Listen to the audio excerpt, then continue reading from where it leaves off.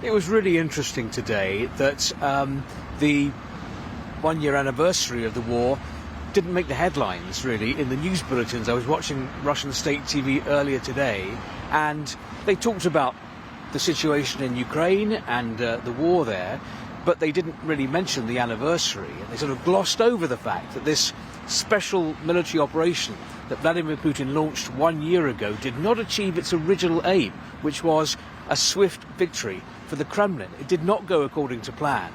It's resulted in heavy Russian military casualties. The Kremlin's had to mobilize people, drafting hundreds of thousands of Russian citizens into the army. And that wasn't mentioned today on TV.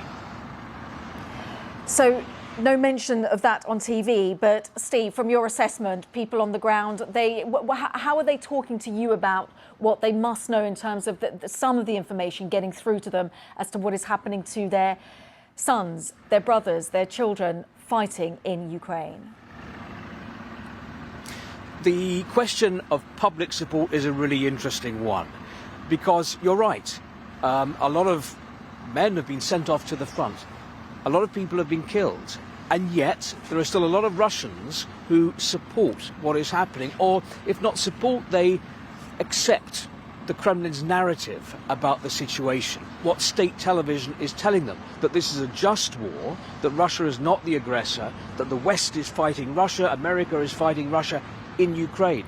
That's the message which is being pumped out by the media here, and a lot of Russians believe that, accept that. Also, there are people who find it easier to accept that. It's easier to believe that your country is not an aggressor and is on the right side of the cause.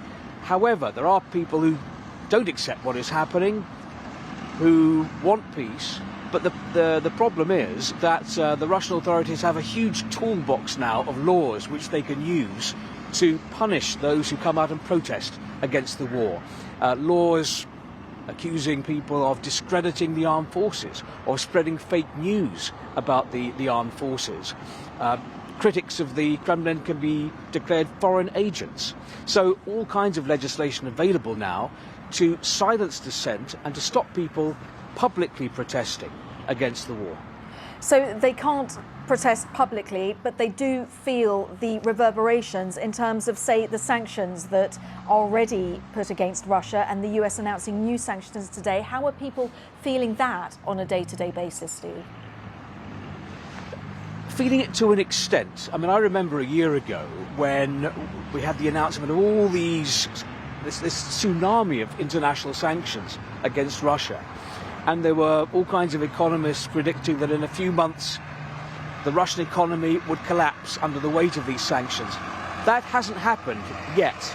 The Russian economy is sort of still functioning, and Vladimir Putin enjoys pointing out that. If you go into the supermarkets here, you know, the shelves are still pretty full.